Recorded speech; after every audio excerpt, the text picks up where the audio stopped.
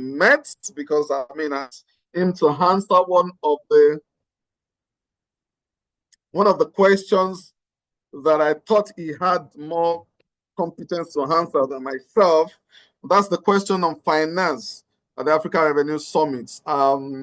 Is Mr. Abdulateef Hussein. Abdulateef Hussein is the CEO, group CEO of BAS Capital Group. BAS has about 5 units institutions. All right, BAS has about 5 unit institutions, finance institutions, including insurance, including a capital finance company, including a microfinance bank in the units. And he's going to be joining us from Abuja this beautiful afternoon. Good afternoon, Mr. I can't see your face. I don't know if you have on your camera and I'm not seeing you. Try not to spotlight me, because if you spotlight me, it will not show the videos of other participants. All right, BMC guys, I think that I'm being spotlighted, but I think you should allow, you know, the 3 of us to be able to share our screens, right? Show our faces. Good afternoon, Mr. Abdulateef. Good afternoon, everyone. How are you doing today? I'm very good. I'm happy to be here and excited to share some nuggets on raising. Your voice is not coming out very, very, very loud. You know, maybe it's maybe the earpiece is not picking your sound very well. All right. Okay. So thank you very much for joining us. And I have another gentleman joining us, the CEO of Sycamore. Sycamore is another financial technology solution based in Lagos, and I'm aware that they just got, you know, a license for an additional finance institution that they want to run. His name is Babatunde Akimoses, and for those who follow him, you know, they call him, he has a series on LinkedIn that's called Simple Finance with Okuntude, right? Good afternoon. Thank you for joining us. Thank you. Mr. Tunde Akimoses. Yes, thank you very much for having me. Can't see your face very well. Can you see me? It's better now. It's fuller. Oh, okay. Sorry, I think the camera was a bit too high before. Pleasure to be here. Happy to see some familiar faces. I'm looking forward to sharing about finance as much as possible so that we can all 4x growth this year and beyond. Thank you. Thank you very much. Thank you very much. All right, we have other people who have joined us. The branch manager, Capital Lottery, who is joining us, Mr. Uza Desmond Tutu. Thank you very much for joining us, Uza Desmond. Sultan Usman Samsudin, CEO of Tofine Pay Digital Services Limited. Thank you very much, Mr. Usman, for joining us. Mr. Yobami Ibrahim, the CEO of Leoramon Engineering, and so on and so forth. Thank you very much, ladies and gentlemen. The first question: why is this so difficult to raise finance? Almost every single time you see business people who are looking to expand their business, they have difficulty raising finance. Let me start with you, Mr. Abdulateef Hussein. Why is it so difficult to raise finance?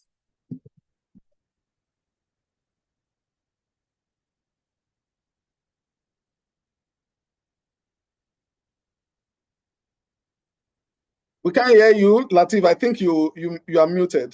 Sorry, what did you say? I said that many times when entrepreneurs are trying to scale their business, especially for those who know what to do, finance seems to be one of the biggest missing links for them to quickly scale, even when they have a lot of need for it. Why is it difficult? Why does it look like it's so difficult to raise finance? Confirm you can hear me. Sorry, proceed. We can hear you. I don't know if you can hear us.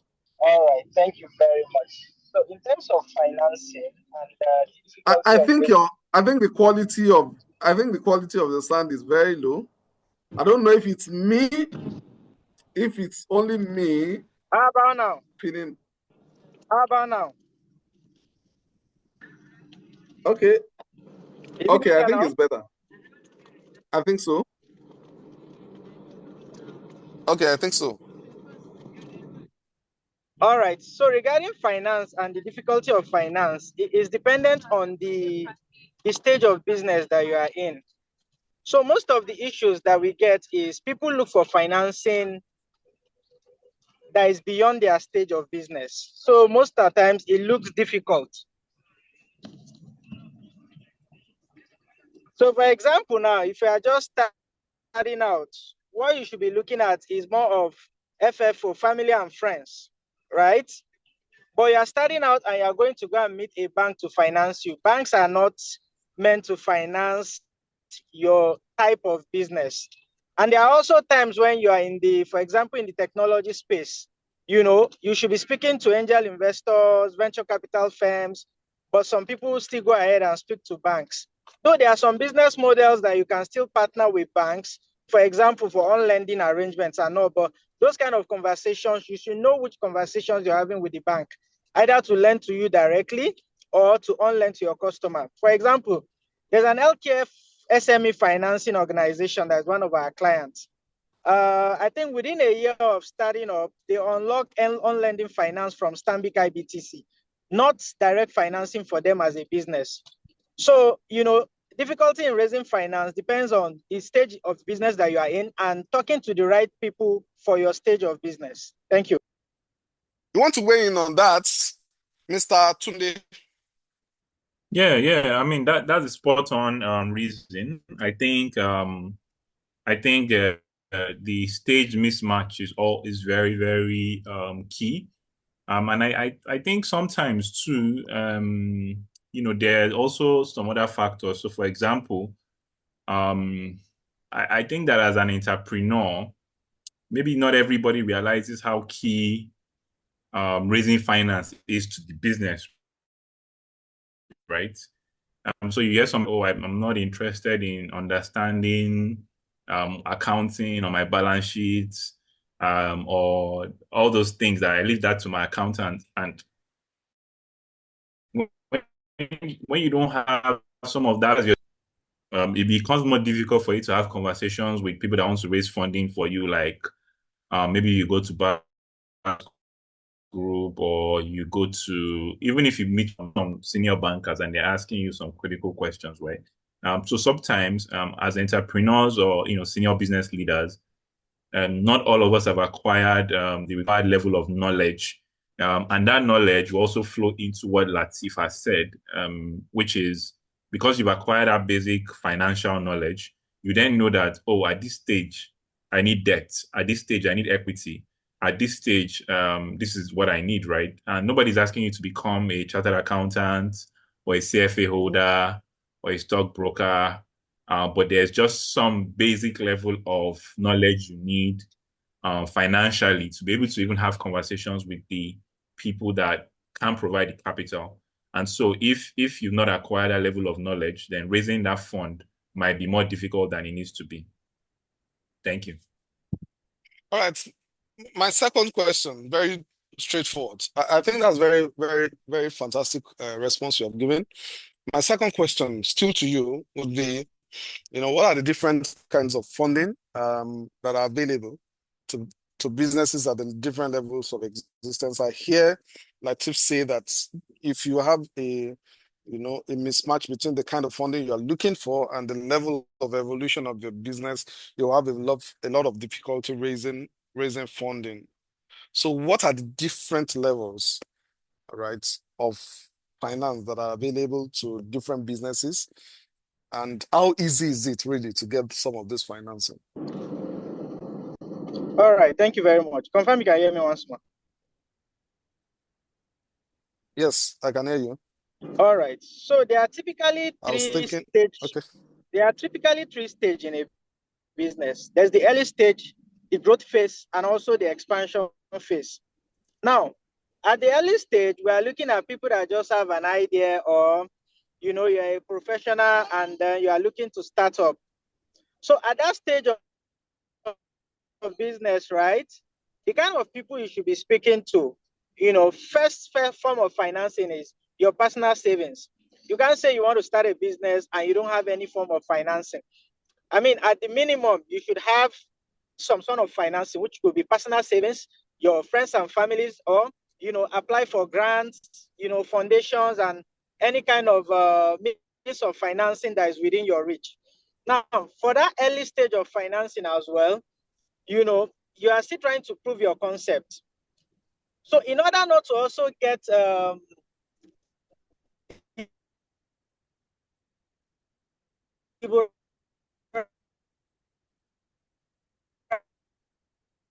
at times, you should speak to, for example, I first convinced a friend of mine to invest before going to meet my dad. The only thing that got my dad interested was the fact that a couple of friends had come on board. If I'd gone to meet him first, he wouldn't be interested because there's already a bias. He will only be doing this because maybe he's my dad. But beyond family, there are other forms of financing that are beyond your family. Now, we're looking at growth stage. For growth stage, these are guys that have already shown some level of traction. You've started making money, your balance sheet is getting larger, banks are now interested in you. However, I think in Nigeria, right, the role of banks are underplayed. For example, when we started our second business some years back, one of the first things we did was to sit down with a couple of banks, right? We are looking to grow this business and we want you to be our partner. What do we need to do in order to unlock financing from you? And they gave us their terms. And then we started working towards that. Now, part of the advantage of working backward is it pushes you as an entrepreneur to want to hit certain milestones. There was a comment I had made during the African Revenue Summit, meaning that if you intend to remain small, right, there are no opportunities for you. Now, more than ever, right, we have so many financing options today than ever. For example, there was a time in our business where we had to unlock liquidity on the back of our cars as founders. And the only reason why we knew that financing option existed was because we understand how to raise money. So beyond looking for financing, you have some personal assets that you can leverage to also unlock financing. Then we are looking at the expansion phase. This is where you talk to private equity firms. I mean, look at what happened with iFitness. When the private equity firm that invested in them first came on board, they had only five locations. And they told the iFitness that, see, at the stage you are in now, right, you are still too small for our funds. Revise your business plan to make it more expanded so we can come on board. Even before they invested, they had to also unlock some mid-level financing for them in order to increase their location so they can invest in them.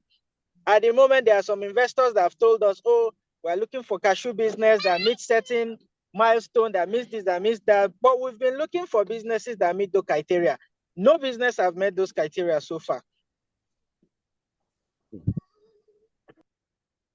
So what you are saying is that as much as people are looking for finance, there is finance that is looking for people.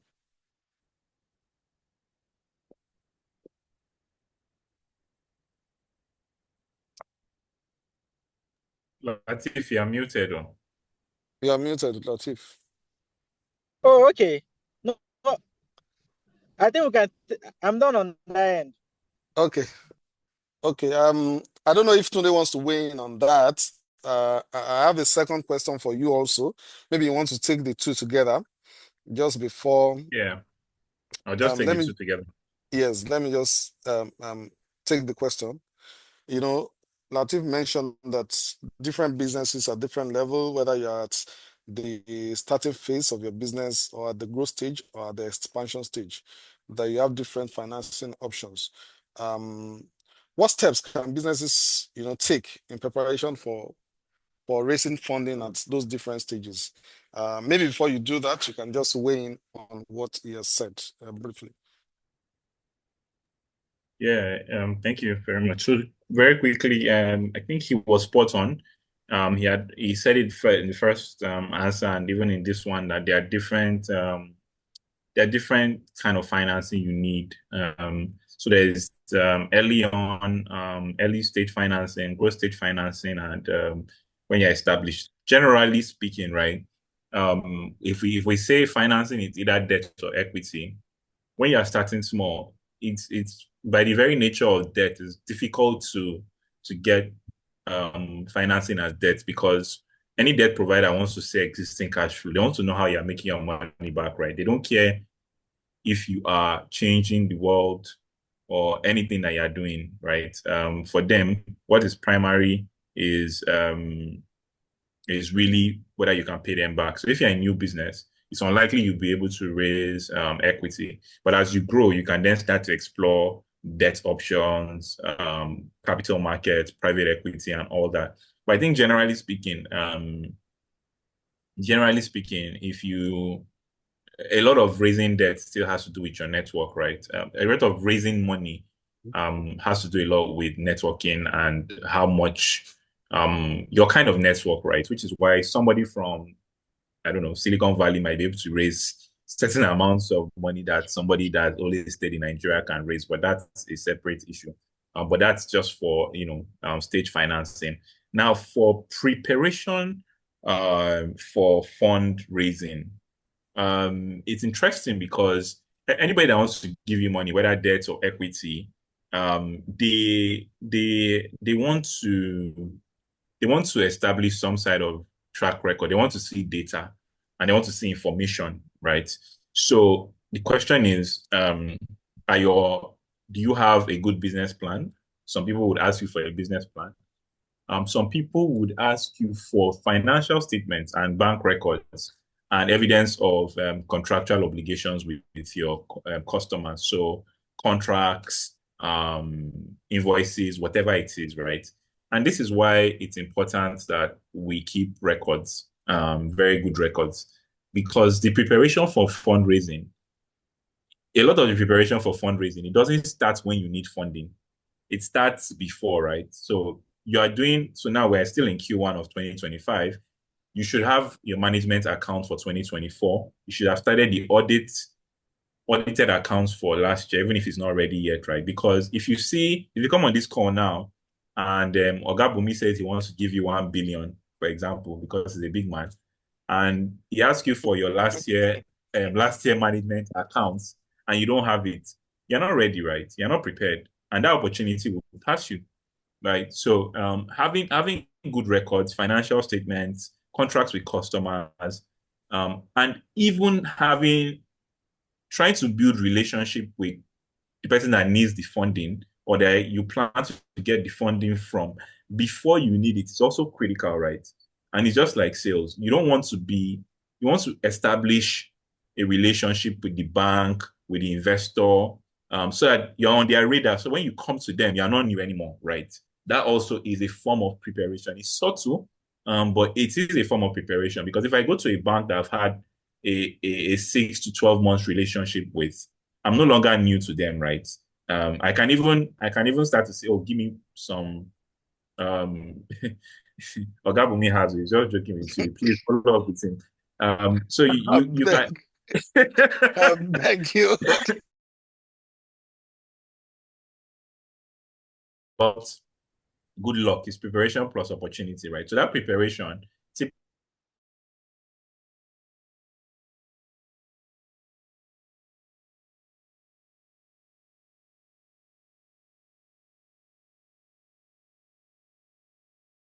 right?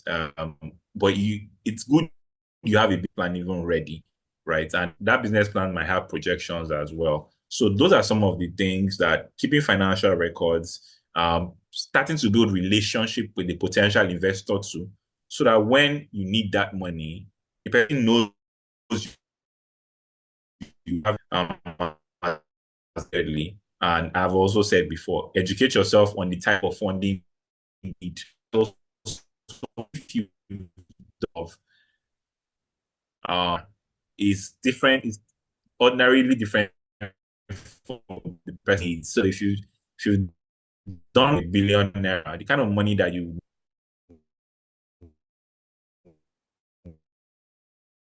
need to do is also part of that preparation.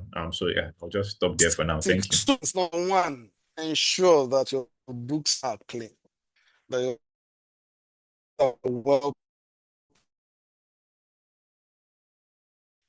Don't only have the relationships with buyers, have the relationships that can fund you if you really want growth. Two critical things. When we come back, we're going to take a short break. When we come back, we're going to be asking specific questions. I still have 4 more questions. But now, when we come back, I'm going to be allowing people to ask specific questions. And I will start with one. I have a bakery. I do about 5 billion naira. I have the bakery has an aspiration to do 20 billion naira. We need certain kind of equipment. What are the options that are available to us? I have a real estate, that exists as broken even.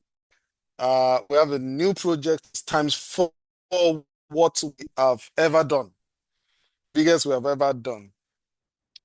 And we are looking to finance it. What are the options that are available to us? When we come back, we're going to be taking that. We'll take a short break, a short commercial break, for just 2 minutes.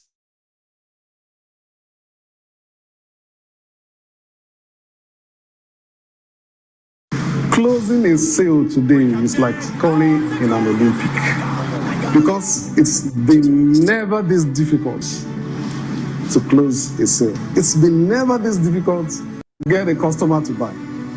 Sellers who will get customers to buy have to not just offer differentiated solutions, but they have to themselves be differentiated. They have to understand how to build trust, and they've got to know how to connect with the customer at an emotional level. This is why I am holding the Sales Masterclass, to teach you how you can differentiate yourself, how you can build trust at a very elemental level that converts the customer, how you can connect with the customer at a very emotional level. I'm going to be teaching you from prospecting to customer engagement to customer relationship management, how to handle objection in a very scientific way, how to negotiate, close, make very connected presentations that are convincing. What's even more is that by signing up for this, I'm throwing in my free guide for prospecting. If you have team members who have been underperforming in 2025, this is the training for them. So in Lagos and in Abuja, I look forward to seeing you. Right now, I encourage you to sign up to join the next session holding in Lagos and holding in Abuja. I look forward to seeing you in class. Let's make 2025 the very best year ever. Let's go sell some more. See you in class.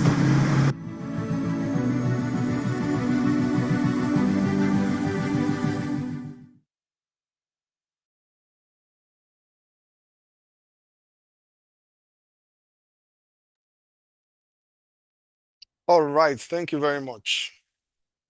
For those who may not be aware, we are hosting the Sales Master class in Lagos and in Abuja. Lagos edition is starting in about a week. The physical class will hold on the 9th of April in Lagos and 15th of May in Abuja.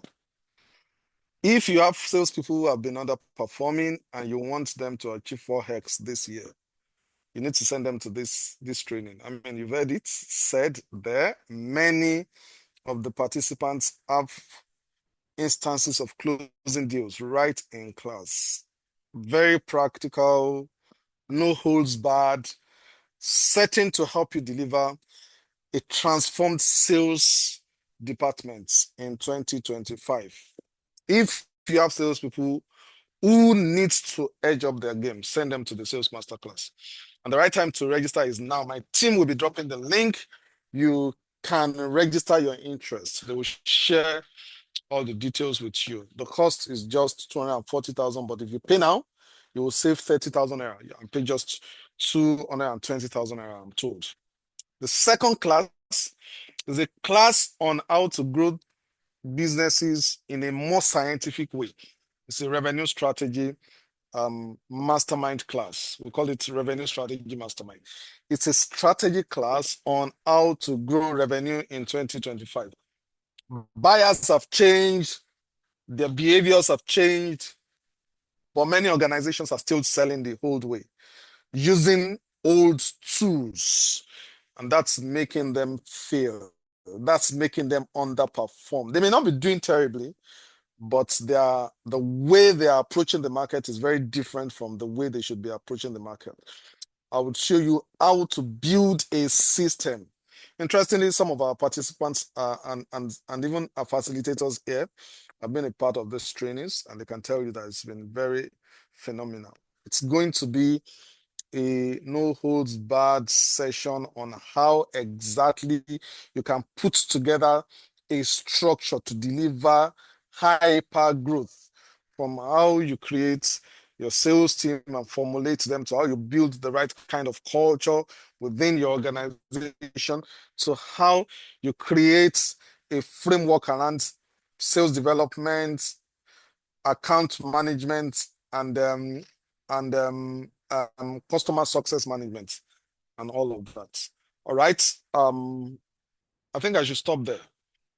Again, you can drop your interest in the comment box.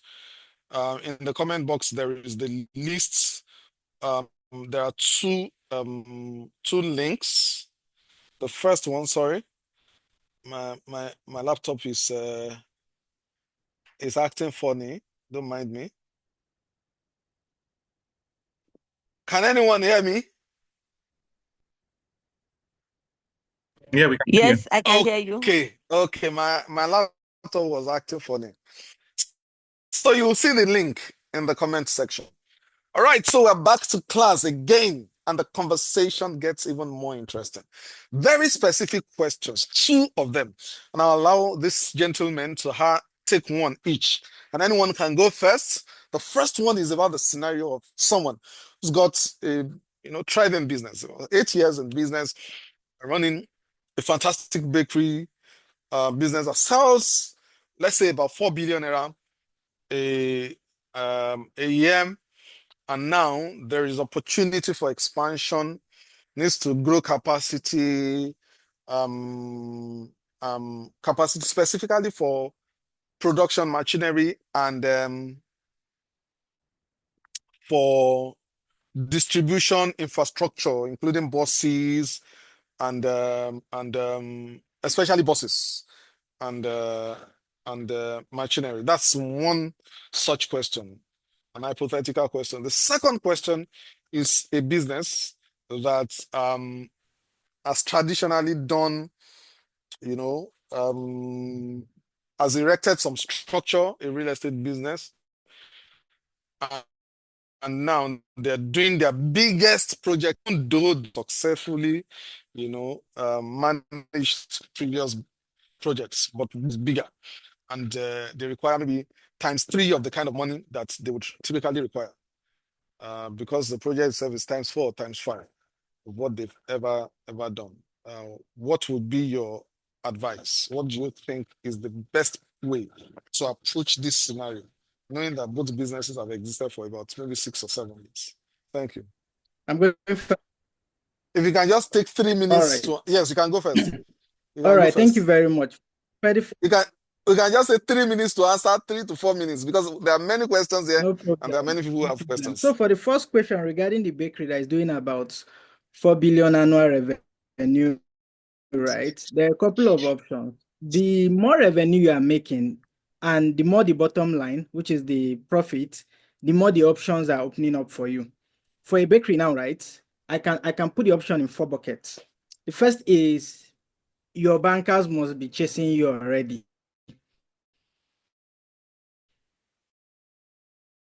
So bank loan is already on the table, right? It's fall under the manufacturing category. Maybe you're also speaking with BOI, but the process can be a bit bureaucratic. So your in terms of time to money for that one, you can't really plan around it, but have that process started.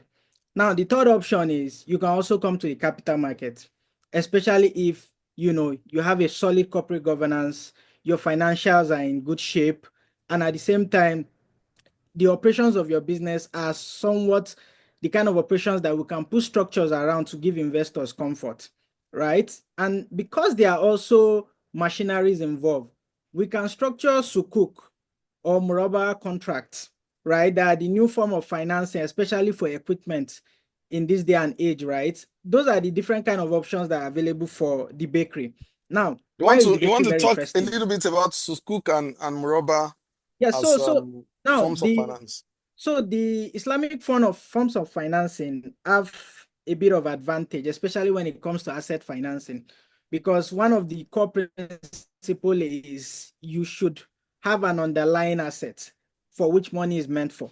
So on the back of those assets that you want to raise, yeah, that you want to buy, you can raise money on the back of them, whereby the asset belongs to the financiers and gradually ownership transfers to you through the Ijara structure. Now, they are usually cheaper in nature and they are usually flexible in terms of repayment. And it also provides you the kind of financing that you won't be under much pressure during the tenure of the financing. So another misconception around financing is, oh, I only need 1 billion and that's it. No, financing is a continuous process. For example, there's a client that 2 years ago we sought out to raise 4 billion for, but those monies did not come at once. Till today, we are still raising that round of financing. So what we just did is, instead of raising funds for 51 units of housing project, right? We broke the project into bits. Take for example, this bakery now. Maybe you want to buy this machinery, you kind of look at it, which one will have the highest impact on your revenue? You buy that one first, and then the next one, and then the next one. And at every stage of financing, the risk that investors are taking are reducing. Because once you buy the first machine, you started generating revenue on that. The next financing can even be cheaper than the first one because now there's some Paying sort without of defaults. on the back of that. Real estate, very interesting one. So a lot has happened to the real estate. Would you like to take that? Okay, sorry about that. Okay. Yeah. No, I mean I think it's spot on. And I think for an existing business, so yeah, all the options that Latif said, I think they are also similarly on the table for this real estate company, maybe to different degrees, in the sense that your bank is chasing you. You can probably also go to the capital market. And when we say capital market, it's a lot simpler than a lot of people imagine, right? Because and Latif is smiling now that Is that true? It's simpler. It's interestingly, in a way, I know people that have had more success with the capital market than bank loans, particularly because of the requirement for collateral. In fact, the main challenge that the bakery person might have, depending on collateral, right? With the banks would not collateralize your machinery. Some might be flexible enough to, maybe they have a special scheme, they will consider it. But generally speaking, banks are typically would want to collateralize two main things: cash or or um or financial assets. So bonds, properties. In fact, that's what that would even tell you that would why I didn't even mention properties. That I know banks, they don't call their names. They're not even interested in property collateral now, right? They want either cash or financial assets, so bonds, treasury bills, or something, right? And they will tell you property thirdly, and that's because some banks have had issues with trying to liquidate property, and they run into, you know, money problems and Lose yeah. value. Exactly. But like you said, that is on the table too. So the advantage for the real estate guy in over the bakery is the fact that the property is usually the collateral, right? So if you are into property, the bank can see the land, can see the paper as you have plan, whatever side. So usually that's why mortgages typically would fly, right? And they'll say, "Oh, we're going to debt as the collateral rather." So you have that option. In terms of the capital market is very broad, right? There you can do commercial papers, you can raise a private note. Usually, it's the strength of your financials, very important one, and then you have to get a rating, right? A rating from, I think in Nigeria now we have three main rating agencies. Latif can correct me if I miss any major one: Augusto, Data Pro, and then GCR, right? Those are the primary guys. And again, it's not that difficult, right? And you can run this experiment. We've done it plenty of times, right? We've started debt application journey at the same time with going to the capital market, and the capital market process is moving faster than the bank process, right? Again, that's a separate conversation. So generally speaking, I would say chances for debt for real estate very high because the property can be collateralized, especially when there's cash flow. And then if you have a very good structured business, especially if your records are good, I would say engage a very good advisor that can take you to the capital market. And you might not be able to raise all the money at once. Okay, expensive. So that's a good question. Austin just asked a good question now. He said, is it too expensive for early stage process? You have to define early stage, right? I think most people want you to have 3 years of financial. So 3 years, if you have up to 3 years, are you early stage? Are you not? There are startups that have been in Nigeria for 9 years and they're still calling themselves startups. So how you define early, is up to you. But if you have 3 years of financials that are decent, you can actually go to the capital market, right? So yeah, so that's something I think broadly speaking, those are the two. There are creative ideas now, with things like real estate investment trusts, and other models, but those are a bit more sophisticated and maybe much bigger type of companies. But yeah, I would say largely debt, capital markets. I don't know why you can still explore equity, but equity can also be a bit tricky when you need large funding. The people that will give you patient capital for large funding are usually private equity investors, but usually they want you to start. Rita is laughing. There are startups that are up to that are still saying they are startups. Anyway, that's a conversation for another time. But yeah, I would not to sell. I don't know if we're allowed to advertise, but Latif runs a very good capital. Please go ahead. I'm advertising on Latif's behalf. I'll collect my commission from him later. Latif's group is actually really good in structuring fundraising, exercises, right? And I say that because we've spoken to other people. There are some guys that would see your books and will just tell you to go, right? But I think BAS Group is one of a few guys that would say, oh, let's work with what you have. Let's see. And even if you are looking for 100 billion, you can start with 100 million first. That doesn't get you to where you're trying to go to, but typically you do fundraising in series and in tranches and all of that stuff. So you start with one plan and then you go on to the next. So there are plenty of advisors that can help you regardless of your budget. Is if you go to Stanbic, IBTC Capital to go and raise fund for you, and then obviously you must be ready with your budget and all of that. So yeah, sorry, I've spent more than 3-4 minutes that you gave me, but that's fine. That's fine. I mean, we still have about 20 minutes. So a few questions are coming in. I see people raising their hands. We'll go ahead and take a few questions. I see Funke Shitu. I think we'll take her first. Yes, I mean, I can attest to that. Latif's company has one of the most robust structure in terms of, supporting companies that may not be, one of the big 20 or big or Fortune 500s. And if you're a Fortune 500, you can come to them also. They are happy to support you. So is a part of the community. You can reach out to him here.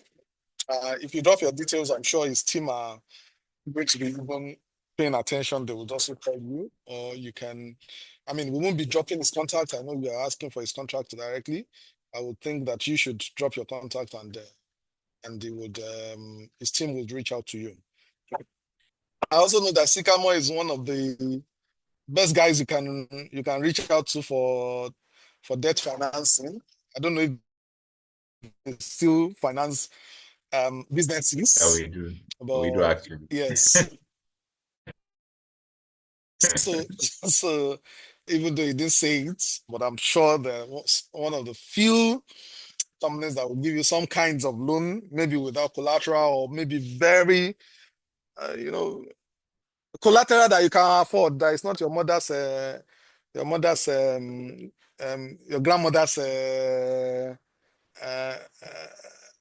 maternal grandfather's house. Those kind of things.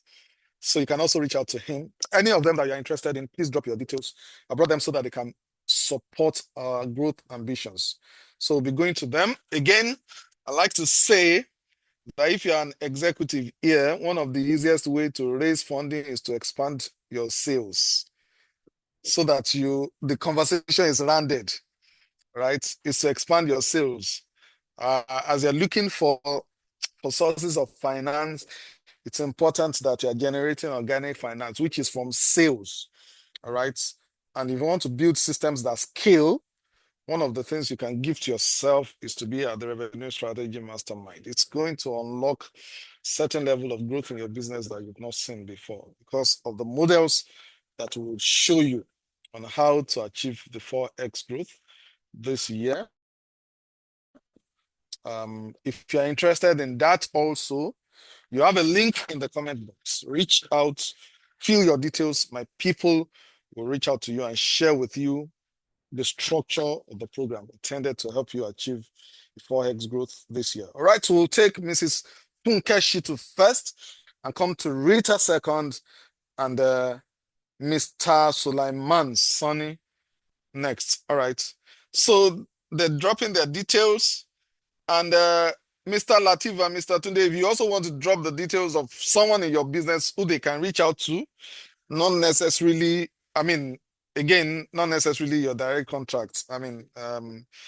Just based on experience. And then after that conversation, once they mention, this webinar, you can then attend to them properly. All right. Madam, you can go ahead.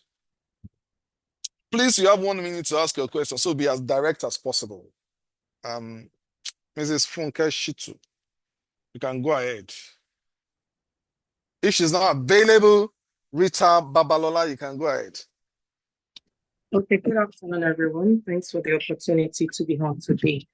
I can't really remember any of the facilitator what they said, but I have 2 questions, and it's in relation to what one of them said. As I can't remember a particular one that said it. If I have a cash, collateralized cash, why will I go to the bank to go and borrow money that I have already having like in an investment with them? What's the cash in there? If I have 40 million, I want to borrow 60. Why don't I just collapse the 40 and the deposit and then just use it to do what I want to do? What's the catch that is the extra part of it that will make me leave that investment and then go and be using cash collateralized loan? That's one. Then number 2, why do we have this high interest rates for businesses in Nigeria? I know typically we'll probably say CBN, cost of fund, blah, blah, blah stuff, but we still know the profit that these people declare at the end of the day. Why not bring in loans, interest rate to something bearable for businesses? It's like, I want your business to grow. Come and take money. I invite you. But then along the line, you're still giving us the long spoon, the interest rate, dangle it in front of us. And then you expect the business to survive with those high interest rate, 32, 35%. Approximately, even if you do the flat rate of 5%, 6%, it is unbearable with what is happening. By the time you relate it to the cost of diesel, cost of salary now and everything, at the end of the day, what the portion of the money that maybe you want to take 15 million? What's left? You're working for the banks. Yeah, operating expenses, admin expenses will take more than maybe 20, 25% of it. Then inventories as well. Stock, you want to replenish your stock. Why that high interest overhang? And we've not been able to do anything about it. Thank you. Thank you very much. Fantastic questions. All right. So I would like I will allow Uncle Tude to answer that one. Okay. But my own short answer before you go is that many people work harder with other people's money than their money.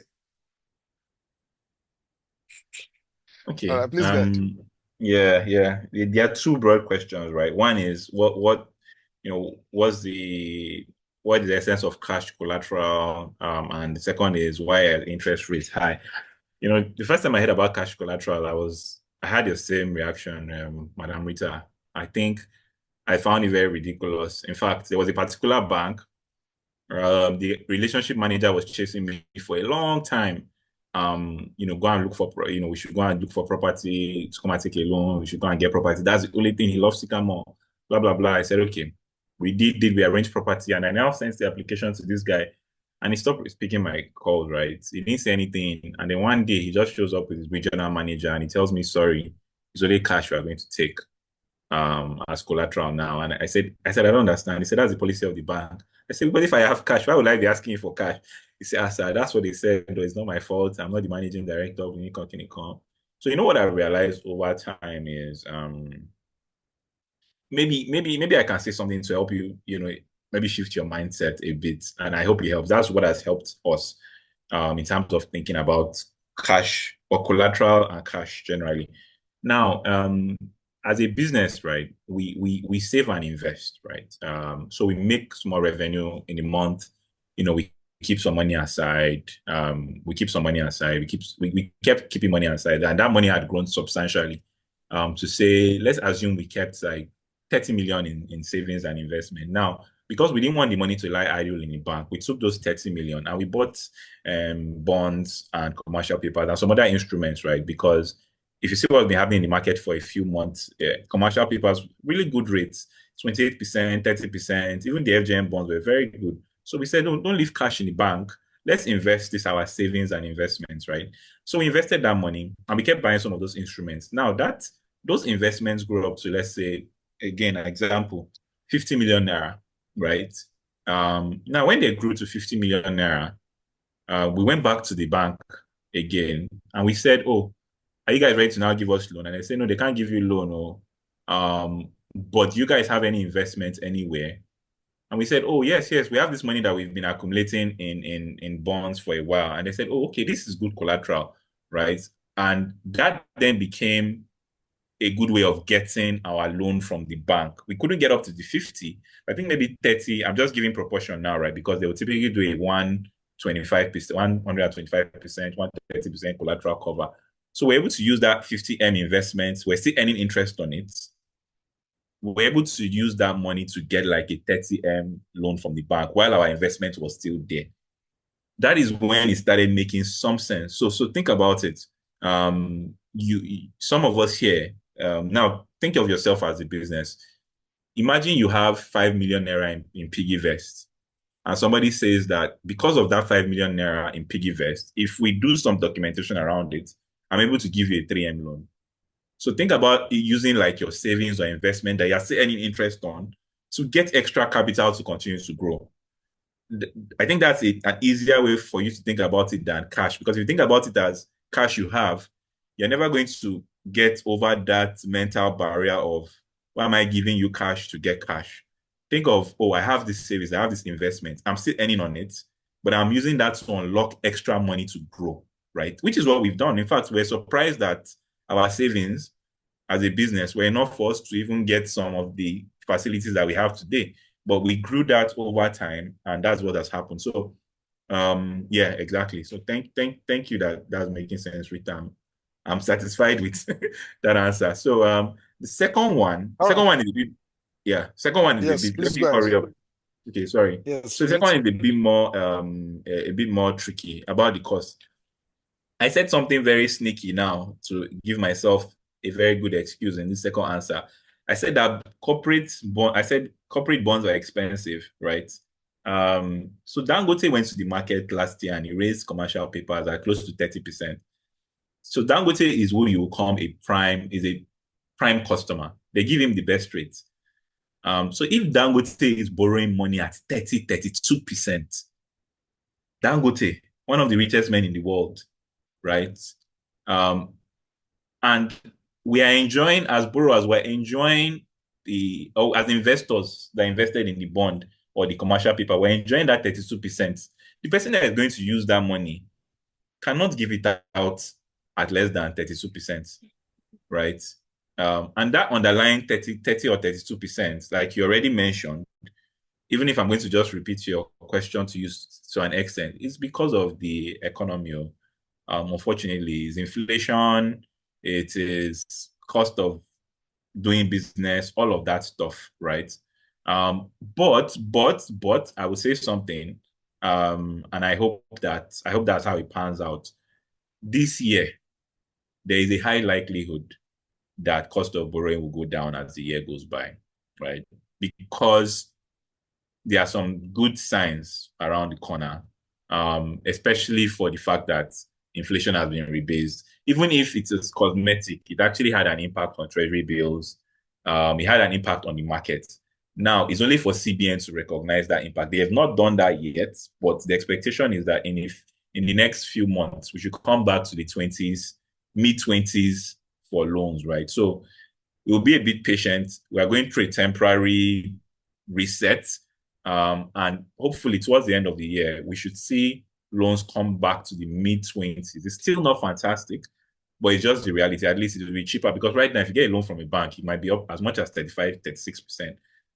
I've seen an offer letter of 37%, right? But we should be heading towards back the 20s because of the improvement in everything. Let's say Q3, Q4 this year. Again, sorry for the long answer. I just wanted to really explain what's going on. All right, I'm going to take one more person. We'll take a short break. We'll come back and then we'll be on the home coast. I'll take one more person. Please, this this part of the question, because I see about 6 hands up. So, and I will try my best to see how much we can take. Mr. Sulaiman Sani will take you next. You have 1 minute. And if our panelists can just respond to that question in okay, let's have you, and then let's have Metsi Apan together, so that we just have that response before we come back to the other parts of the conversation. All right, please go ahead. You can unmute yourself. Yeah. Okay. Thank you very much. So, we have a company whose revenue is about per year now. So it's about just maybe about 400, 500.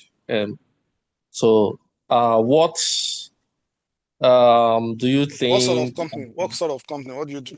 So the bakery and the supermarket. So so what do you think in terms of, I mean, maybe if we want to have private investment, maybe for expansion and things like that, or what do you think we would need to do and all of that? So, and then briefly also, from my own experience, I just want to, maybe it can help the people that maybe the very small ones who are just starting. So I think that you need to be very intentional from the start. So this is just like a small advice now. So you need to be very intentional from the start. So have your business registered. You'll be surprised at the number of people who have not done all of these things. So have it registered, and then have what's it called? Have account, even if it is a small money you would pay, because that's what we started. So like you get them in, let them do like small accounting. They have like that. So it's very, very important for you. And then try and audit. So there are also very small. Someone talked about Islamic finance, and there are banks, Islamic microfinance banks, that you can actually. Okay. There are many of them. I won't mention them. Okay. So thank you, Mr. All those things are very important from the start. So thank you very much. Thank you very much. Who would you want the question to be directed to? Anyone that can answer. Okay, Latif can take the question. All right, thank you much. So regarding a bakery and supermarket company making revenue of about 400 to 500 million, right? Like I said, the role of banks in Nigeria are always underplayed. And why I say that is by nature of your business as a bakery and supermarket, you are in the turnover business. You always buy goods and you sell every day, meaning that you are running these turnovers through an account. And if we have any wise bank in Nigeria, they should be the one reaching out to you. So most of the time, the financing might not be as flexible. For example, they might give you overdrafts, or they might even give you a line of credit. But there are also options in the capital market. There's this supermarket, Atlee Supermarket and Stores. Some 2 years ago, they came to the market to raise flexible financing. So maybe I should differentiate what separates the capital market from the regular bank loan. So with regular bank loan, you have a scenario where you are paying both principal and interest on a monthly basis if it's a term loan, right? Why, if you have an overdraft, maybe a cleanup cycle of 30 days, 90 days, as the case may be. But in the capital market, say you raise funds for 9 months, right? Principal is not paid until maturity. You can be funding a sinking fund that might be managed by an external professional party called a trustee, but the interest on those funds are still counting on your behalf. So the advantage of capital market is the flexibility of the repayment. However, there's a minimum amount that capital market operators usually take for fundraising. The idea behind that is there are a lot of costs involved. And if those costs doesn't make sense, right, it might also not be good for you as a business. But like I said, there are ways you can start. We can start by structuring a small private placement, right? For example, there's a camera business today that the owner has identified some investors. So they just engaged us to help them put documentations together. Like I said, there are stages in your business where it is people that know you that you have to speak to first. But in speaking to them, you also have to engage professionals to put you in a very, very good light. So when you are speaking with them, this is a business relationship, not just friends and family only. It's a business relationship. So like I said, for you as a bakery, right, your bank is your number one plug. You can still speak to other non-bank financial institutions. There are a lot of finance houses that lend. There are lots of lending companies. There are also the capital market broader look. What you need as a business is diversified funding option. I can overemphasize that fundraising is not a one-time journey. It's a continuous journey because you are in business. The day you stop attracting money is the day that you stop growing.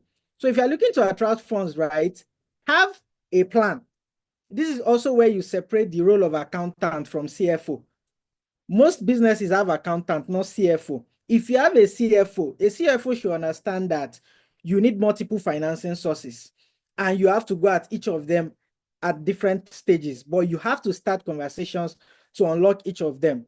So just to summarize, bank, non-bank financial institution, the capital market, your community of friends that have been buying from you as well, and every other savings that you've pulled as a business, you can also unlock on the back of the asset that the businesses have at that point in time. I don't know if I answered your question. Yeah, so actually, yeah. So but just we don't want to go through the banks. We want something that is more like sustainable, so to say.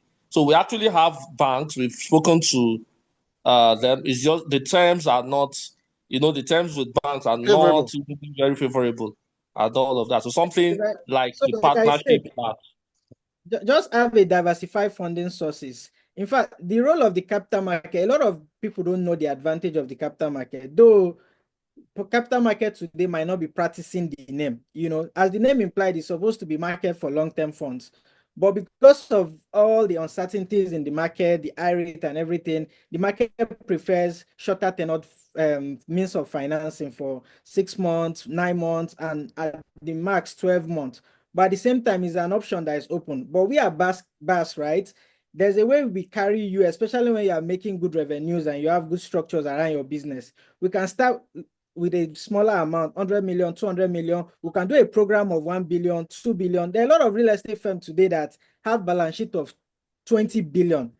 And we are structuring financing for them as low as 200 million, just so they can gain the trust of the market. We grow together. And at the same time, as the market bounce back, we go back All with a right. bigger financing axe. So because of others that are also raising their hands, Okay, I'm a what you can do is you can drop your contact and then you can have further conversations. Is that okay, Mr. Son?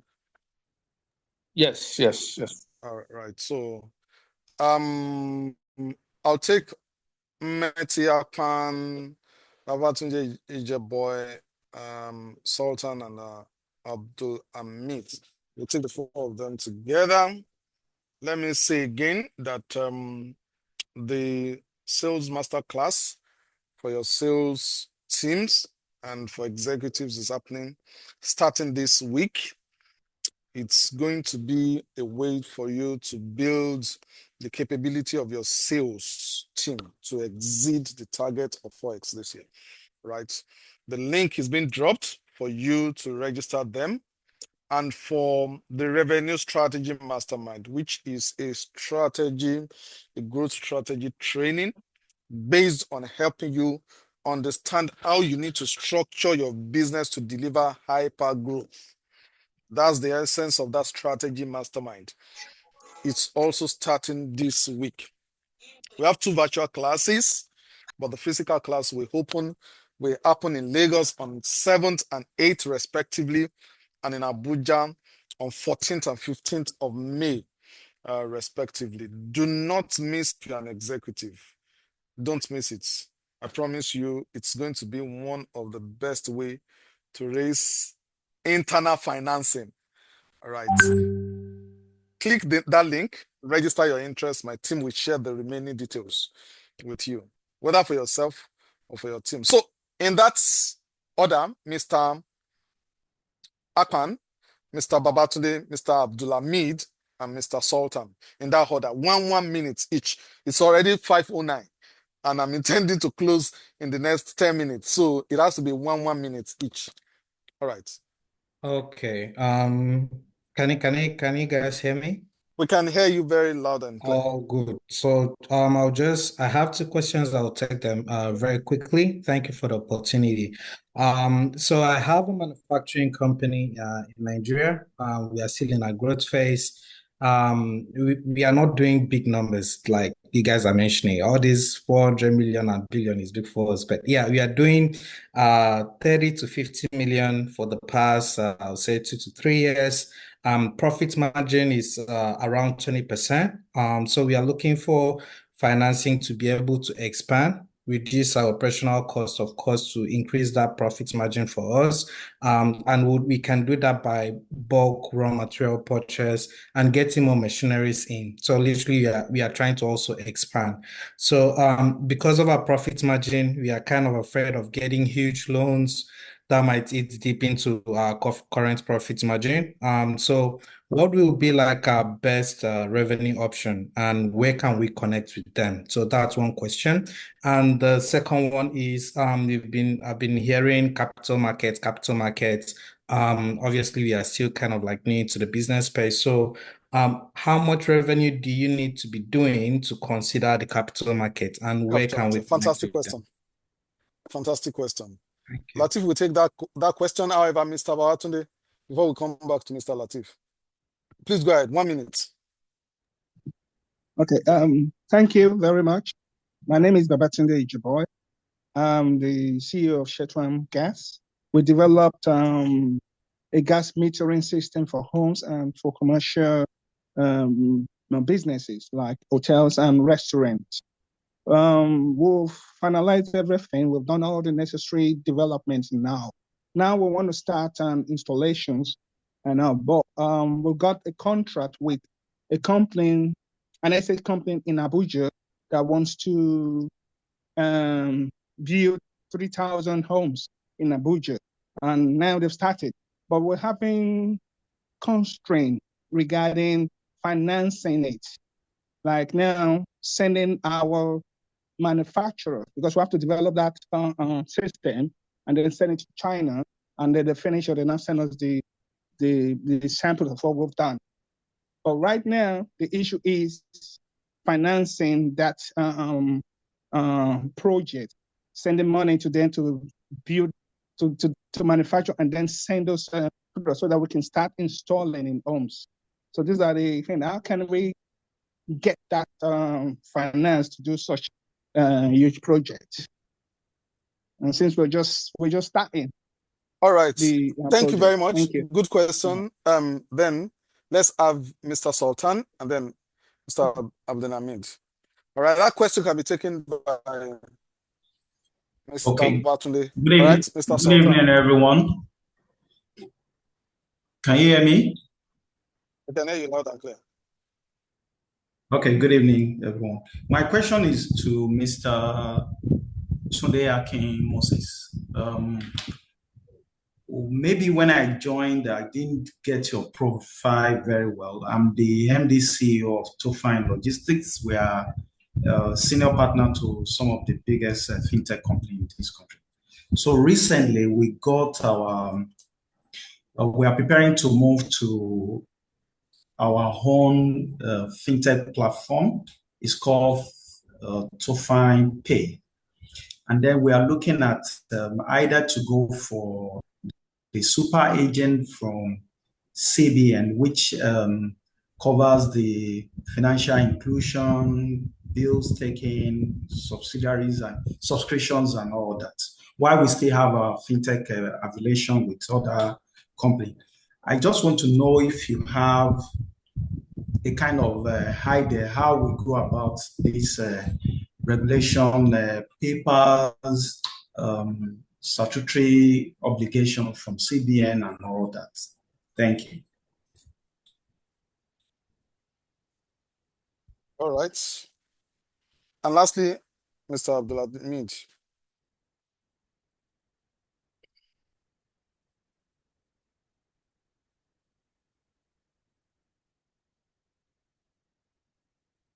So someone said 250,000 naira is much for a master class. A master class where you would be in a four-star hotel. I bet you that's super cheap. I understand if it's above the means of certain businesses, but certainly not expensive. I mean, that should be the least that can be paid for a quality training. And by the way, that's many of the companies that also attend it are also very small sized organizations. All right, you can go ahead, Mr. Abdulhamid.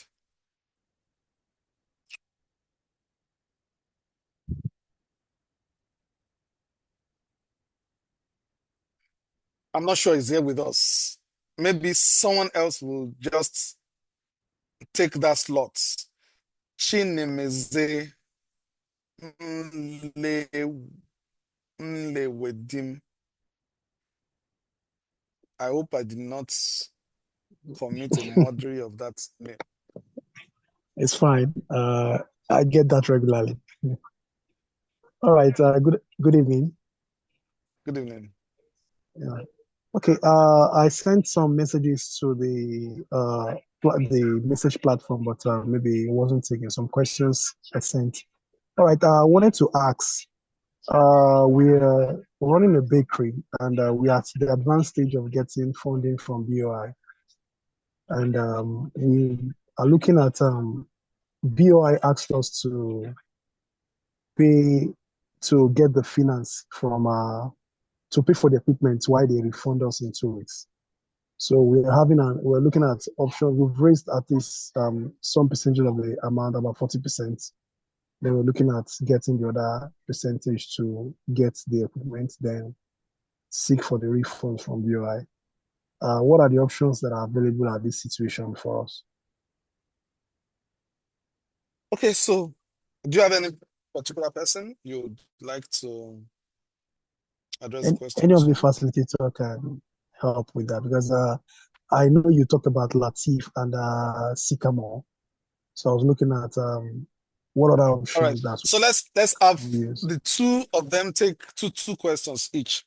Someone is asking how much for the master class. 240,000 for the sales master class, 280,000 for the revenue strategy mastermind. Right. Please go ahead.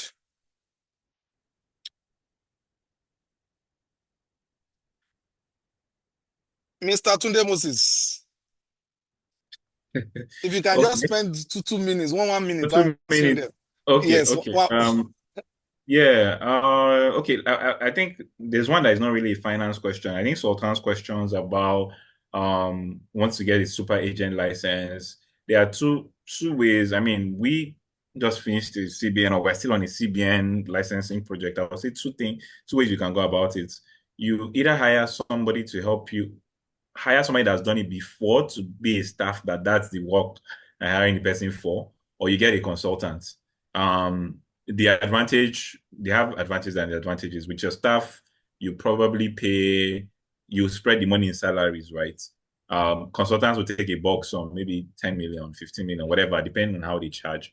But really, that's the easiest way that you get a license out of CBN. You get somebody that's done it before, either as a staff or a consultant to help you through the process. So my guy said I should not spend more than 2 minutes. So that's that for that one. The second person I think is I think it was Mr. Babatunde. I didn't get the question very well, but I understood that it's money for starting a project, right? I think he said it's a new project, but it's a big project. And you're thinking of financing for starting that. Even though there are Pardon? off-takers, even though there are off-takers, Yeah, but that's actually a method of financing, right? In fact, that's the real estate playbook, right? You start with and for everybody here too, you can actually use organic way to finance a project. Customer funds is the best way to finance anything. If your business allows you to take money in advance, you should do that, right? So if somebody is willing to pay, if you can get people that are willing to pay ahead, that's already a way of financing. Because the traditional means of financing is very difficult, except if you are going to get equity. Debt people will typically not finance a new project, except if you have an existing business that has supporting cash flow. So good example is Dangote Refinery. Dangote Refinery is a new business, but because they can see cement, they can see sugar, they are willing to give Dangote a loan, right? If you are just anybody, whatever, it's not likely that you can get there to start a new project, except if there's something that they can hold on to, right? So that is for financing new projects. And we already said it. If the project has a new company attached to it, as we've already explained, you'll be unable to go to the capital market without at least 3 years of financials. So that's also restricted from the capital market. So your options are really your own personal equity, which is from savings, your own or going to raise equity or finance or using the cash flows from an existing business as a way of applying for a debt financing. So I will stop there for now so that Latif can take the other two questions. Thank you. All right, Mr. Abdulatif Hussein, Group CEO, BAS Capital Group. Thank you very much, Babatunde. Thank you very much, Mr. Bunmi, my chairman. All right. I think the other question was for someone in the gas space, and they kind of have a offtake agreement or something from developers and all. So maybe I should also give some sort of hint, right? At times, if you don't have the personal credibility, you can use another partner or another firm as a credible partner to raise financing. I'll give an example. There are some real estate firms that they might want to raise money in Naira, but they have some guys in the diaspora that have USD, and those ones, they don't want to risk their USD. So they put their USD in an interest yielding account and maybe give you access to that funds to use to unlock Naira financing. There are situations like that. Now, there are also situations where you get third-party collaterals in order to unlock financing. Now, there are also situations where we can structure an SPV, a special purpose vehicle, that, okay, you are in the gas business, you are supposed to supply me, but you don't have enough track record in order to unlock finance for the supply. So you can structure an SPV where the person you are supplying, maybe the real estate firm, they are a very credible organization. They can be the sponsor of that SPV, whereby they use their own balance sheet to guarantee what you are to supply them. On the back of that, you raise financing and everybody gets their cut and everybody is fine. So when you are small at times, right, you can leverage the broader community of big firms to see how you can leverage their own balance sheet to raise financing. I think the other question is around the BOI. You have a bakery. BOI has said you should finance your equipment and then they will refund you. My question to you is, can BOI provide a guarantee that on the back of that guarantee, we can go and raise that 60% for you? And then there will also be account domiciliation of wherever BOI is. refunding you. That way the investors can get their funds back. So just think through what BOI can provide in terms of comfort to the investors. If you don't have collateral, BOI comfort can go a long way in that financing for your bakery. All right, thank you very much, ladies and gentlemen. We begin to coast home at this point, and I would be asking these two gentlemen one more question and then asking them for their parting shots. We'll take 1 minute, just 1 or 2 minutes, and we'll be right back.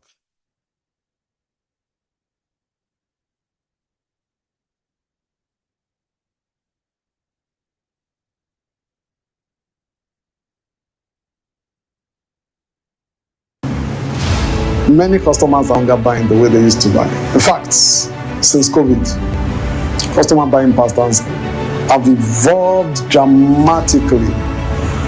And many organizations are still approaching customer acquisition, customer retention, revenue generation the same old way. AI is disrupting all that you have ever known to be correct. There is no better time than now to get into class and learn what works. In my revenue strategy mastermind, that is exactly what I teach. How the times have changed and best in class principles to drive revenue outcomes, optimal revenue outcomes. The next revenue strategy mastermind, holding in Lagos and holding in Abuja, I will be showing you, number one, how your customers have changed, number two, how you can adapt, number three, how you can build revenue systems that generate revenue, that actually deliver revenue performance, how you can motivate your team to be optimal in performance, how you can create high-performing organizations. You see, we're going to be showing you how exactly to deliver on the revenue ambitions that you have for yourself and for your business in 2025. It's going to be no hold barred. Everyone that have attended this class have attested the impact in terms of the revenue goals that they have achieved for the year. I want to invite you to the sessions coming up in Lagos and Abuja. You need to click the link below right now and register. You get all the details. You get the brochure, you get some. Interestingly, I even have a little offer for you. It's one of the videos from the Africa Revenue Summit, the biggest revenue summit on the continent. One of the sessions, I have that for you for free. Right. I look forward to seeing you in class. This is the year of growth. Make it your own year of growth also. Let's get together in class.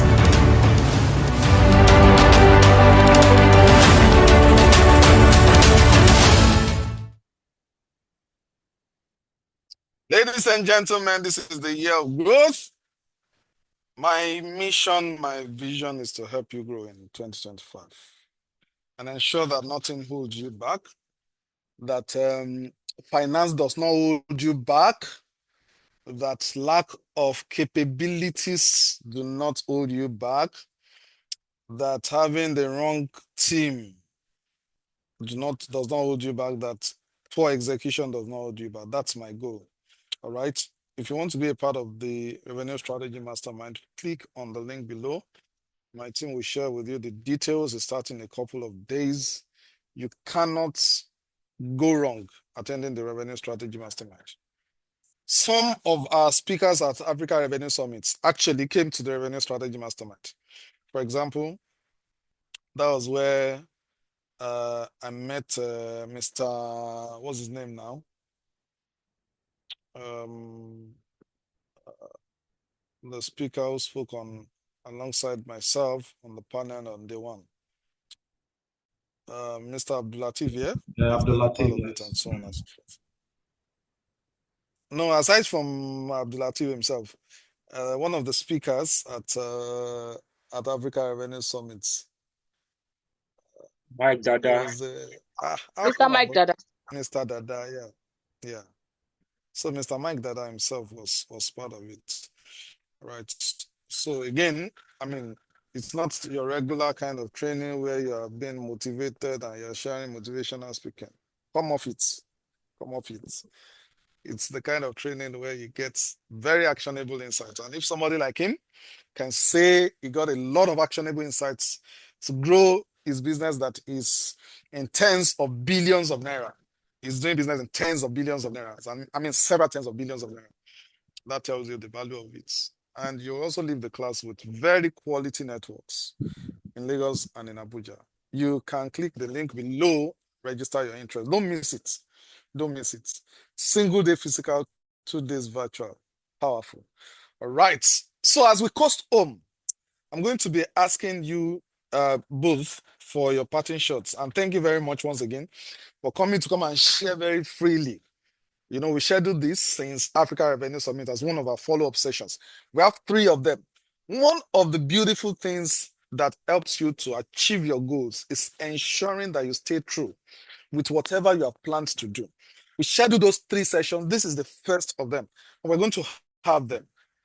I've been talking a lot about execution. That's what execution means. The things you said you will do, actually do them. All right. So as we close, are there businesses that should never bother about trying to raise any form of financing? And then you can give me your final thoughts. Do you think there are businesses that should never bother to raise? The person who is asking, well, please just click that link, drop your details there. My team will share with you all the details. So are there specific kind of businesses that you think that it's a waste of time if they are looking for financing? Mr. Abdulatif, you can go first, and then today will come, and then you can drop your pattern shots. All right.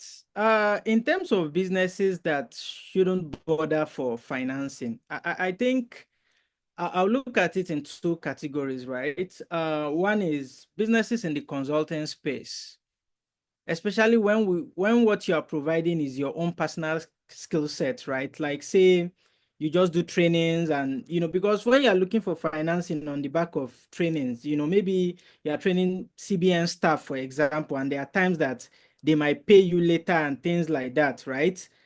Again, there are still ways you can go about financing yourself, right? Which is taking upfront payments to be able to sustain yourself before they pay you the balance, right? There are businesses that you should be collecting money from day one from the customers. Don't bother looking for external financing because it will cost you more than that. Otherwise, right, those personalized services that are provided by one person, especially when they are not tangible kind of products, right? When you're offering your own personal service, don't bother looking for financing because it might distort your revenue flow, especially when you get repayment back, you've already batched up a lot of payments, default fees start charging and start attracting, and then consulting generally, focus on revenue, getting revenue upfront. Then there are also other kind of businesses that you can focus on getting revenue upfront rather than looking for financing. In fact, your means of financing is revenue. Okay, we'll come back to you on Laura Kwansha says we don't do for external. Don't worry. All right, Mr. Moses, Mr. Kim Moses. Let's have it. Do you think there are others? Yeah. I mean, yeah, no, generally no. I mean, I agree. Service-based businesses that doesn't involve machinery or inventory, you can collect your payment Production. upfront. But I think that I think as you grow, you want to start learning about them at least because even if you look at the biggest consulting firms today, you might want to build a nice office in VI one day. You might need to get working capital as you grow to their A law lot of firm technology solutions. technology, you want to build a platform, you want to build a building. You might not need the money to finance the entire project, but there might be stop gaps, right? So maybe you're expecting a client to pay you a lot of money. You might just need, just a quick maybe something for Finance. even if it's 60 days, maybe an overdraft or short-term credit line or something specific project. So in the early days, certainly not, or you don't need it to stay alive, but as you grow and you want to take on more strategic projects, it's good for you to start learning. So you don't start learning when you need it in the future. But I would say that part of the work of every entrepreneur and senior business leader is to keep the company capitalized, right? To make sure that there's always cash in the bank, because you know, not having cash in the bank is how, a lot of businesses die. So yeah. Thank you very much. Will there be someone who wants to say thank you to them just after they say their parting shots? I'll have you say in 30 seconds your parting shots. What's your parting advice to us? I mean, maybe one person can say a thank you on our behalf to the facilitators. All right. Still you, Mr. Kim Moses. Oh, right. So very quickly, just two things. One, I think everybody should try and do the math and the numbers yourself. What do I mean? So people are very quick to say that, oh, this money is expensive, this money is expensive, because everybody is saying it. You've not run the numbers on your business. If you have a business that generates a certain amount of return, you should actually do the calculation to see if your margins can take it, and not just go because everybody's saying It's debt is expensive. expensive. Run the numbers yourself. Secondly, and this also applies to the masterclass and everything we've spoken about here and capital market. Um, Everybody here wants their business to go from small to medium to large, but is doing things that are for the next stage. That's how you go to medium, and that's how you go to large. So paying for training, going to the capital market, you need to start acting like the next stage of where you want to be, taking the trainings that they are taking, going to the capital market. Again, you can't wait to get there. That's not how you get there, right? It's by acting Acting today there. at that next stage. That is how you get there faster. So Thank you. that's my thank you. Thank you. If you want to be like these big boys who are talking billions, like Hakim Moses, like Latif, they have told you, this is how they do it. And then you get there. That's the other. Thank you very much. And Mr. Latif. All right. So maybe from my own side, I'll try to put myself in the shoes of every business leaders that are here. I would say first and foremost, build a very strong relationship with your bankers, right? And also audit the type of bankers they are using. For example, you can't, as a small business, be using Stanbic. Not no shot fired, but there are certain businesses that are suited for SMEs, right? And try and look for those banks. From the day you open your business, right, you need to start cutting your bankers. See, this is where I am. Have conversations with them, and there is the difference between account officer and a banker, right? You need to get the right persons in the bank that can support your growth, because Make influence.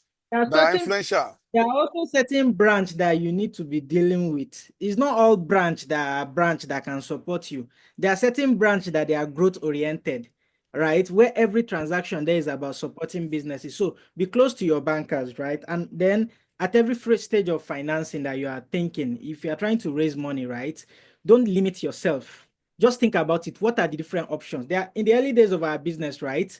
Every day I come up with 10 different financing options just to ensure that if one fails, the other will not fail continuously, right? And there's also something as such as raising money too early. In the early days of our business, there's an investor we sent our small account to them, that she sent our small account to a consultant in PwC. And that one's first impression is no.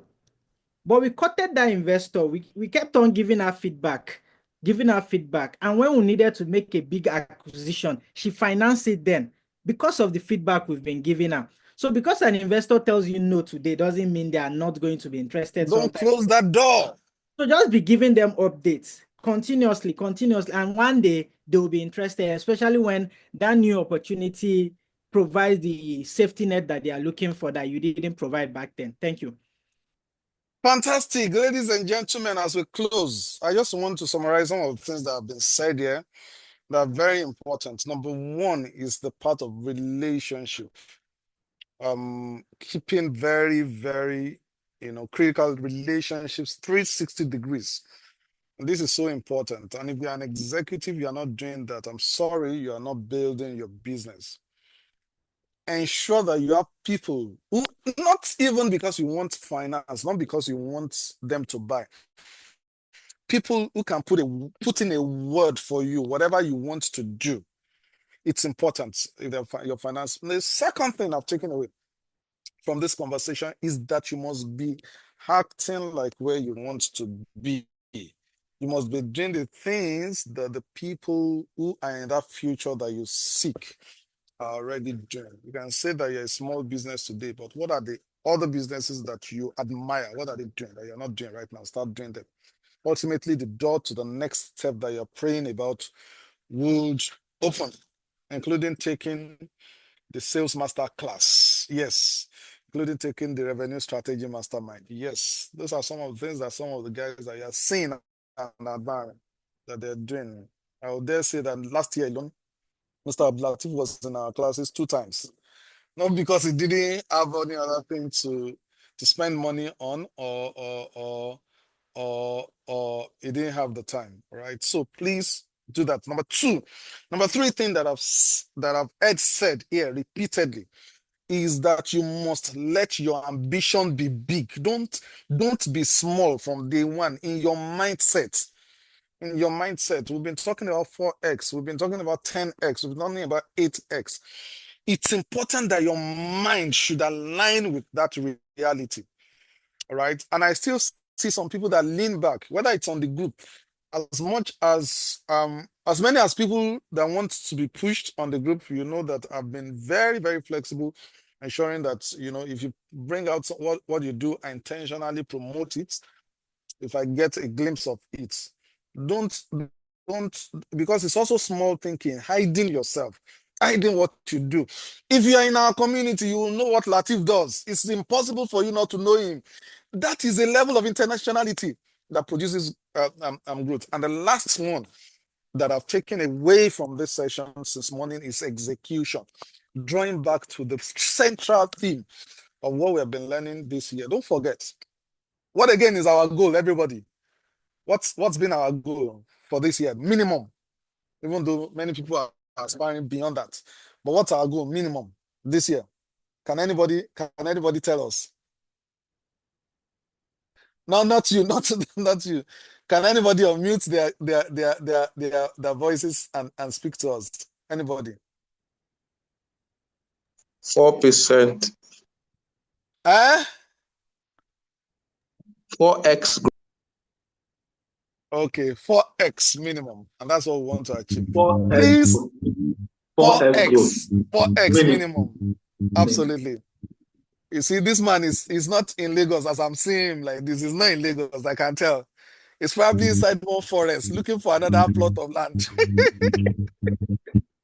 All right. Somebody please on our behalf say thank you to these 2 gentlemen, the CEO of Sycamore, Mr. Akim Moses.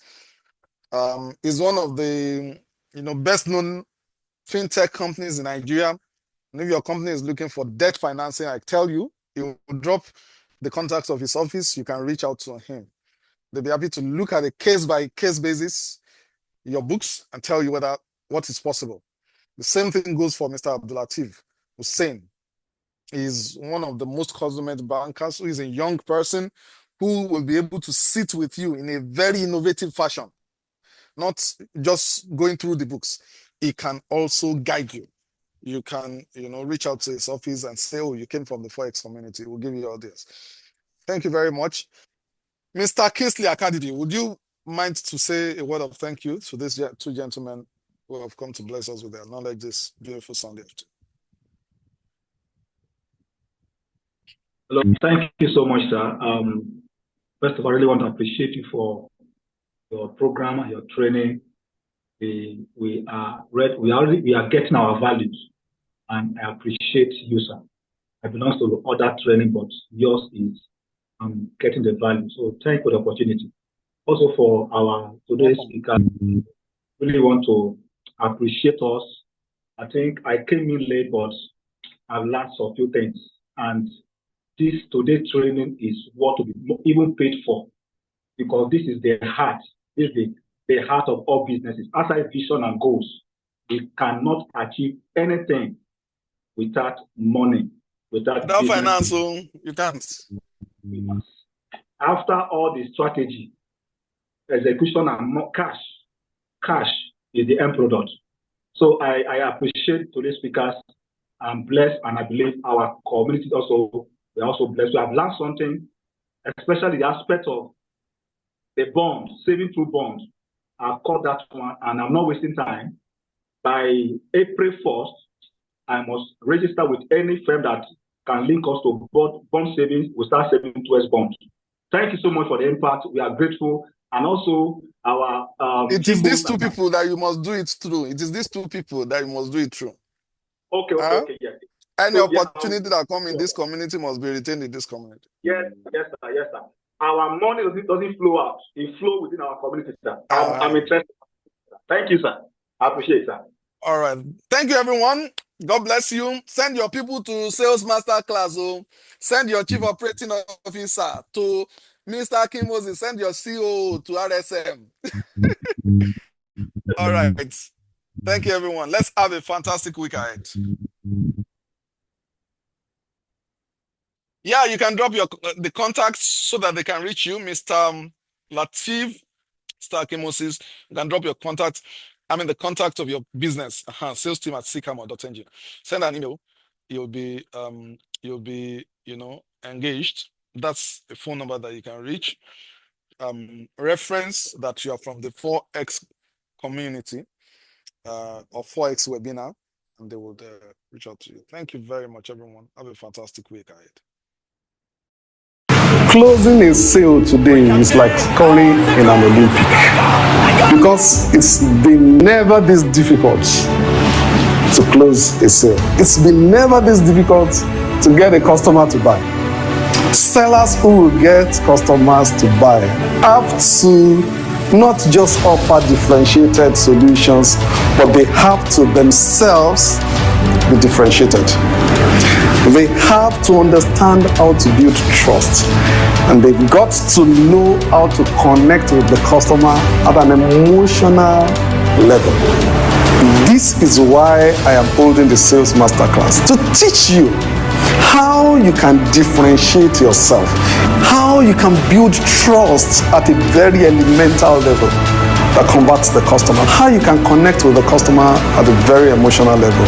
I'm going to be teaching you from prospecting to customer engagement to customer relationship management, how to handle objection in a very scientific way, how to negotiate, close, make very connected presentations that are convincing. What's even more is that by signing up for this, I'm throwing in my free guide for prospecting. If you have team members who have been underperforming in 2025, this is the training for them. So in Lagos and in Abuja. I look forward to seeing you there. Right now, I encourage you to sign up to join the next session holding in Lagos and holding in Abuja. I look forward to seeing you in class. Let's make 2025 the very best year ever. Let's go sell some more. See you in class.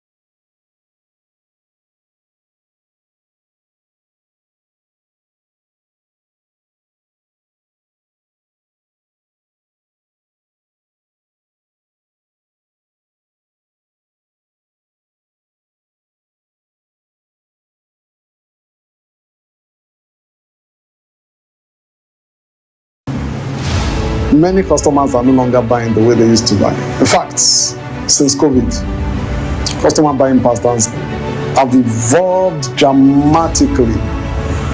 And many organizations are still approaching customer acquisition, customer retention, revenue generation the same old way. AI is disrupting all that you have ever known to be correct. There is no better time than now to get into class and learn what works. In my revenue strategy mastermind, that is exactly what I teach. How the times have changed and best in class principles to drive revenue outcomes, optimal revenue outcomes. The next revenue strategy mastermind, holding in Lagos and holding in Abuja, I will be showing you, number one, how your customers have changed. Number two, how you can adapt. Number three, how you can build revenue systems that generate revenue, that actually deliver revenue performance. How you can motivate your team to be optimal in performance, how you can create high-performing organizations. You see, we're going to be showing you how exactly to deliver on the revenue ambitions that you have for yourself and for your business in 2025. It's going to be no hold barred. Everyone that have attended this class have attested the impact in terms of the revenue goals that they have achieved for the year. I want to invite you to the sessions coming up in Lagos and Abuja. You need to click the link below right now and register. You get all the details. You get the brochure, you get some. Interestingly, I even have a little offer for you. It's one of the videos from the Africa Revenue Summit, the biggest revenue summit on the continent. One of the sessions, I have that for you for free. Right. I look forward to seeing you in class. This is the year of growth. Make it your own year of growth also. Let's get together in class.